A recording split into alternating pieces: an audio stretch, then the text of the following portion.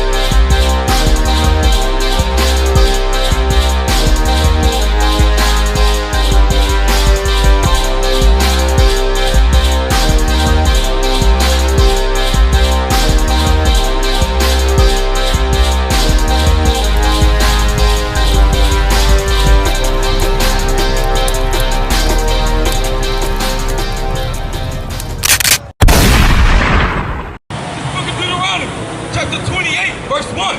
And it shall come to pass, if thou shalt hearken diligent. What? If thou shalt hearken diligent. The Most High Power said, if thou shalt hearken diligently. Does anybody know what hearken diligently means? Hearken diligently just means to listen closely. To listen and do. That's what it means. So he's telling them, if you will listen closely and do this thing right here, go ahead. To the voice, unto the voice of the Lord thy God. No, to the voice of your mother. The voice of the Lord thy God. The voice of your father. The voice of the Lord thy God. The voice of your girlfriend or your boyfriend. The voice of the Lord thy God. The voice of your pastor. The voice of the Lord thy God. See, in the black community, we have a habit of listening to people that don't really matter. We have a habit of listening to people that have us going contrary to what the Bible says. But the Bible says what? Take that from the top. Okay. Book of Deuteronomy, chapter 28, verse 1. And it shall come to pass, if thou shalt hearken diligently unto the voice of the Lord thy God, to observe and to do all his commandments, which I command thee this day, that the Lord thy God will set thee on high above all nations. See, the Most High Power is giving us a promise. He's telling blacks, Hispanics, and Native Americans, if you follow my laws, I will give you everything in the world. Like a good father. A father tells his child, if you go to school this year, you get A's and B's, I'll give you this. If you get all A's, I'll give you this. That is a reward. The Most High Power is telling blacks, Hispanics, and Native Americans that if you do what I ask you to do, I will reward you. But we all know that there's an opposite to that reward, right? Go ahead. Above all nations of the earth. The Most High Power said our reward will be to rule the planet Earth. We will be above every nation on the face of the earth. We will be above the East Indian. We'll be above the so-called Asian. We'll be above the so-called African. Right now, we are below. Right now, we are at the bottom. The East Indian comes over to America and they do what? They set up smoke shops in our neighborhood. That's right. But the water to the Most High Power. Last week in Fayetteville, North Carolina, we have had over 10 smoke shops raided in Fayetteville, North Carolina. They are selling drugs to our children and they're doing unimaginable things in these smoke shops. 3 people got arrested. So these devils come over to our community and they sell us drugs and Islam. And they sell us hookahs. And they set up in our shop and they pull the money out of our communities. They sell us synthetic marijuana and they get rich and they send their money over back to their country. Meanwhile, blacks, Hispanics, and Native Americans are struggling in the ghetto. You have this so-called Chinese man that sets up a China shop, a China walk, and sells you fried chicken and fries. In every neighborhood. Every neighborhood. We are at the bottom. And the reason we are at the bottom is because we decided not to follow the laws, statutes, and commandments of the Most High Power. Go ahead. Verse 2. And all these blessings shall come upon thee. All these what? All these blessings shall come upon thee. Read that from the top. Okay. This book of Deuteronomy, chapter 28, verse 2. And all these blessings shall come upon thee and overtake thee. And the Most High Power said, if you do my laws, statutes, and commandments, all these blessings shall come upon thee. And if you look at the book of Deuteronomy, chapter 28, verse 2 and read, those blessings will befall the children of Israel if we follow the laws, statutes, and commandments. But we decided not to. Drop down to verse 15. And because we decided not to, these are the curses that befall the children of Israel. These curses do not befall anybody but the children of Israel. This is a clear indicator that the children of Israel are who they say they are. Because all you have to do is go to the scriptures and have a checklist and see if this pertains to the children of Israel. And it does. Read. Verse 15. But it shall come to pass, if thou wilt not hearken diligently, if thou wilt not hearken unto the voice of the Lord thy God. If thou wilt not listen to the voice of the Most High Power.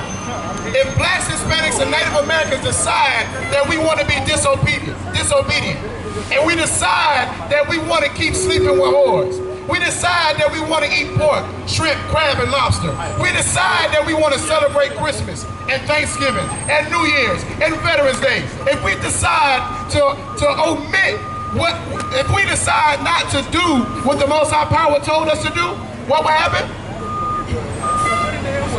To observe to do all his commandments and his statutes, which I command thee this day, that all these curses, all these blessings, blessings, these what? Curses. The Most High Power said, if you do not do what I told you to do, all these curses shall come upon thee. That's a good father. A good father tells you, if you're not in my house by the street lights come on, what's going to happen? If you bring home bad grades, what's going to happen? If you don't clean that room up when I told you to, what's going to happen? The Most High Power is a father. You have your Christian pastors, your sisters, your mothers, your fathers tell you that Christ is my boyfriend. Christ is my husband. Christ is not your damn boyfriend. Christ is not your damn husband. Christ is a father. And he's a good father because he disciplines his children.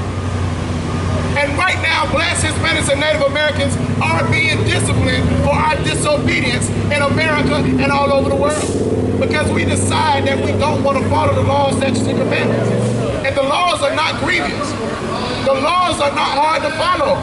But the Christian pastor tells you it is impossible. Brother, it's not impossible not to sleep with your brother's woman. There's enough women for everybody. Ask everybody. There's enough women for everybody. You don't have to sleep with your brother's woman. Get your own woman. You don't have to unalive your brother. If you have a fault with your brother, it's not hard not to go to that brother and talk about him. It's not hard to say, hey brother, come here.